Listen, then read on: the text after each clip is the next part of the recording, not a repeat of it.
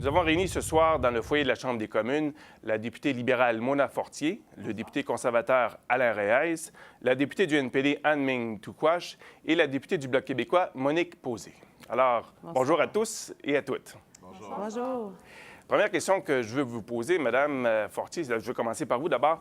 Le premier ministre Justin Trudeau a été très réticent jusqu'ici à utiliser le terme génocide pour décrire ce qui est arrivé aux femmes et aux filles autochtones disparues et assassinées. Pourquoi, selon vous?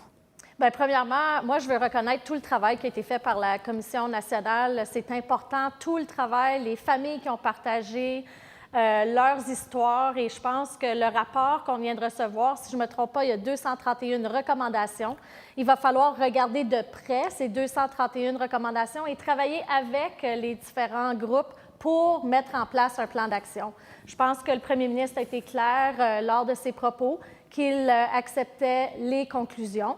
Et maintenant, il faut vraiment passer à l'action et s'assurer qu'on a un plan d'action avec lequel on va pouvoir vraiment mettre en œuvre des mesures concrètes pour non seulement protéger, mais faire avancer ce qui a été partagé dans le rapport. D'accord.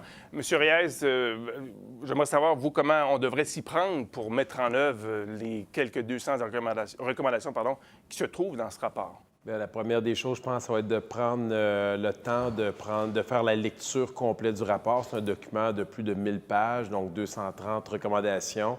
Notre parti s'est engagé à déposer un plan d'action national suite à des consultations qui seront faites avec les Premières Nations, les communautés autochtones un peu partout au pays.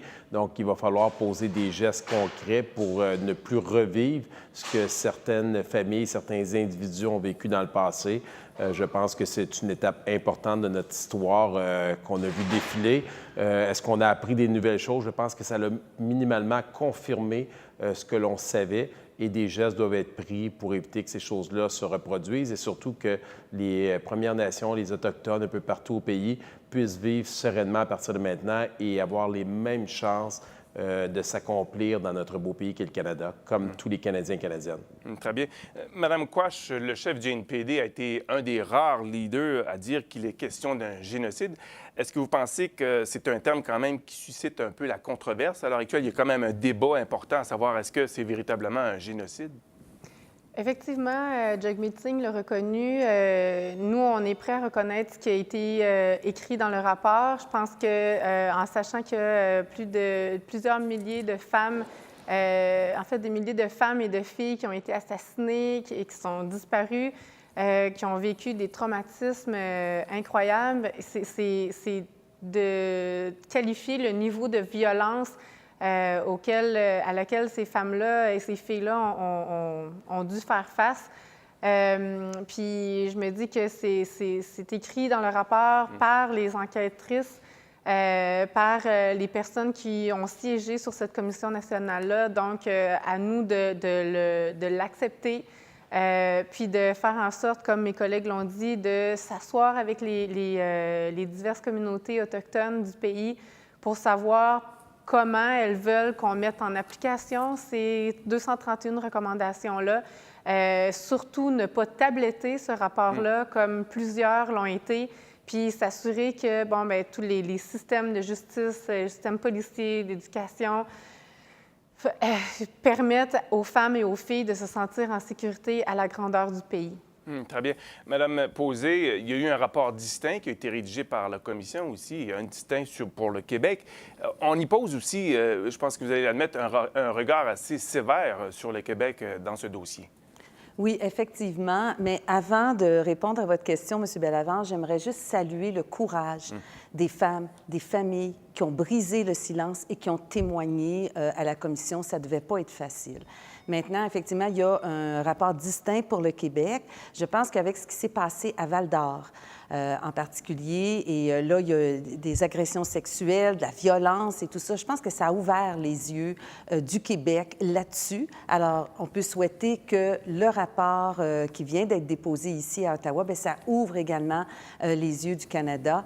Ce qu'il faut surtout s'arranger, c'est qu'il n'y ait plus aucune violence, aucune intimidation de cette nature. Vous savez, moi, je veux dire, comme mère, et comme femme, tu sais, je me dis, bon sang, il y a des femmes qui étaient assassinées qui était retrouvé sur le bord de la route ou dans un stationnement de centre commercial. Et là, bon, au bout d'un an, OK, on ferme le rapport puis on passe à un autre appel. Je trouve ça scandaleux. Mais le rapport va plus large également et parle des droits des Autochtones en général. Et là, par exemple, je dois dire que les gouvernements fédéraux tout confondu, tout parti confondu, n'ont pas agi. Le rapport Erasmus-Dussault date de 25 ans. Oui, il y en a eu d'autres rapports, justement. Exactement. Et il y a des recommandations qui, semble-t-il, sont les mêmes qu'on a retrouvées il y a 25 ans. Alors, depuis 25 ans, qu'est-ce qui s'est fait? Qu'est-ce qui va arriver avec ce rapport-là? Est-ce qu'il va être tabletté? Est-ce qu'on va former un autre petit comité avec à la tête je ne sais pas trop qui? Et puis là, ils vont faire des études, et puis là, ça va revenir dans je ne sais pas combien d'années. Non, là, il y a des recommandations là-dessus qui n'ont pas besoin de projet de loi. Prenons, par exemple, la formation à la GRC. Bien là, ça peut se faire tout de suite. Là. On n'a pas besoin d'attendre.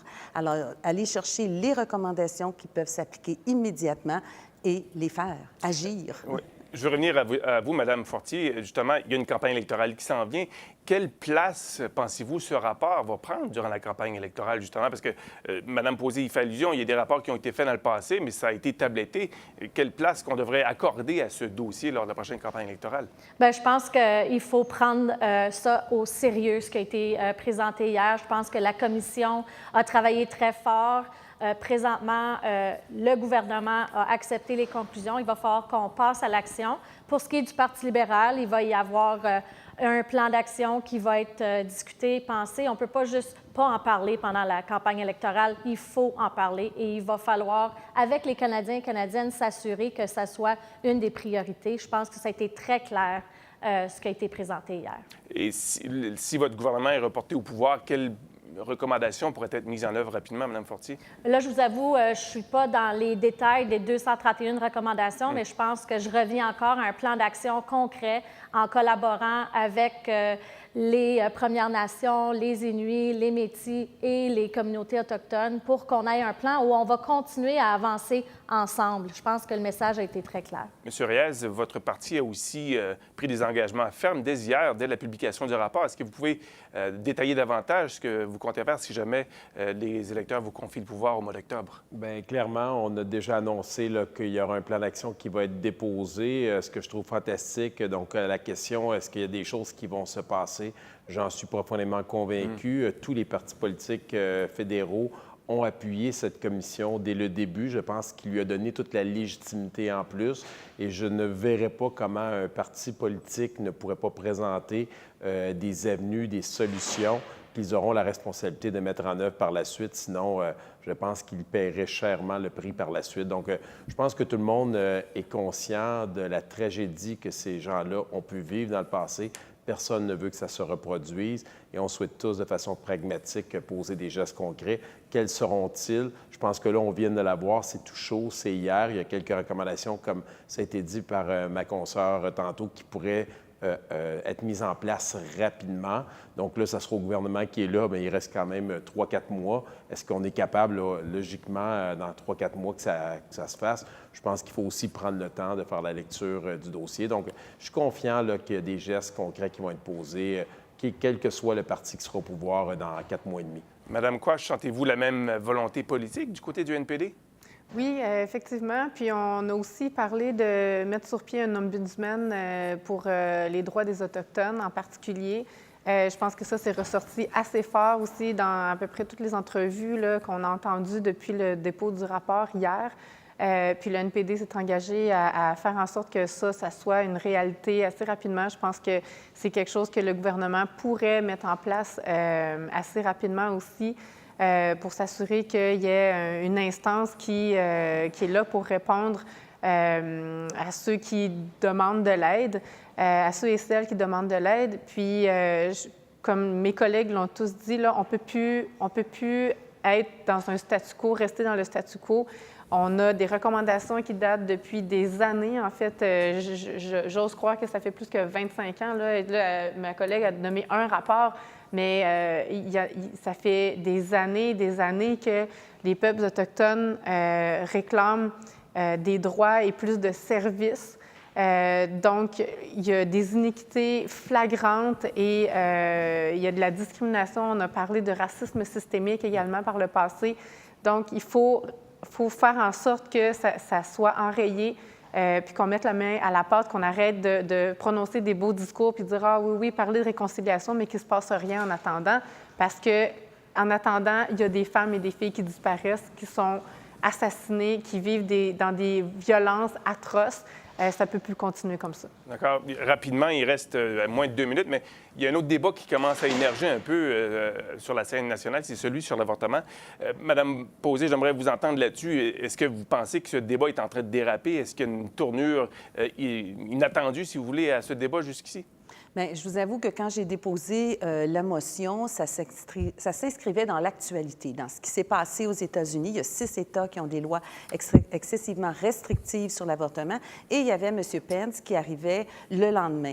Alors, la réaction de la Chambre des communes m'a beaucoup surpris. Et là où je suis inquiète, c'est quand on lit, par exemple, dans un article de journal que le chef conservateur est pro-vie, qu'il y a plusieurs pro-vie dans le Parti conservateur, il y en a peut-être aussi ailleurs, sauf que, je veux dire, de ne pas être capable de dire non à une motion qui ne faisait que rappeler ce qui existe déjà au Canada. Et c'est là que je trouve qu'il y a eu un manque flagrant de la part des conservateurs et que c'est inquiétant. Moi, je suis inquiète, sachant justement que le chef est pro-vie, qu'il y a plusieurs pro-vie qui ont même participé à une manifestation avec des pro-vie dernièrement et que là, on n'était même pas capable de reconnaître ce qui existe déjà au pays. Je vais laisser le soin de M. Reyes de répondre. M. Reyes, votre chef a quand même dit qu'il n'était pas question de rouvrir ce dossier. Qu'en est-il exactement? Tout à fait. La question, le dossier, il est clos. La Cour fédérale a déjà tranché, la Cour suprême à 2 reprises, que c'est un droit pour les femmes. Notre chef l'a répété plusieurs fois. Je l'ai répété à titre de temps politique. Cela étant dit, il y a des partis, pour une joute partisane, décident de ramener le débat. Moi, à ma connaissance, en tout cas, ça va faire plus de 10 ans que je fais de la politique. Jamais que j'ai des citoyens qui m'ont interpellé là-dessus. Je trouve ça toujours drôle. Oui, tout à fait. Il y a des députés qui ont des opinions qui peuvent être différentes, pas juste dans le Parti conservateur, je tiens à souligner. C'est des opinions qui sont personnelles, comme 30 de la population canadienne aussi. On représente l'ensemble des citoyens. Pour nous, ce qui est important, c'est que le dossier soit clos. Et je pense qu'on est capable de passer à d'autres choses. C'est un droit pour les femmes. J'ai 2 filles, j'ai une femme extraordinaire. Et même aujourd'hui, là, j'en parle, puis je me disais tantôt, hors d'onde, ça devrait être les femmes qui devraient en parler. Mais c'est ma responsabilité maintenant de donner la position du parti. Elle est claire, le dossier est fermé. S'ils veulent en parler, qu'ils en parlent pour des raisons politiques, partisanes. Ce qui est inquiétant, c'est que quand même malheureusement, on n'a plus de temps. Je vous remercie beaucoup d'avoir participé au débat. Je vous remercie quand même d'avoir participé au débat. Ça risque de revenir quand même durant la campagne électorale. Merci beaucoup d'avoir pris part. Merci, M. Bell.